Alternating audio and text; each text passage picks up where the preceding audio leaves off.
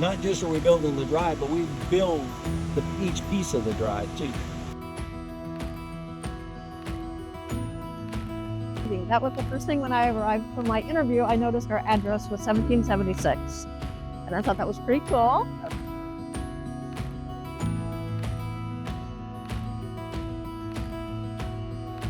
We're doing this the best we can because you never know, you might be the one late in one of these.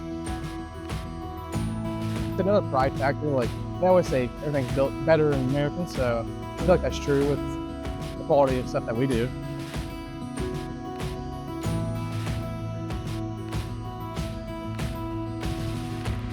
I'm old enough to remember when a lot of things were made in America. And then, we started shipping it overseas. I am really glad to see something this significant being made right here locally.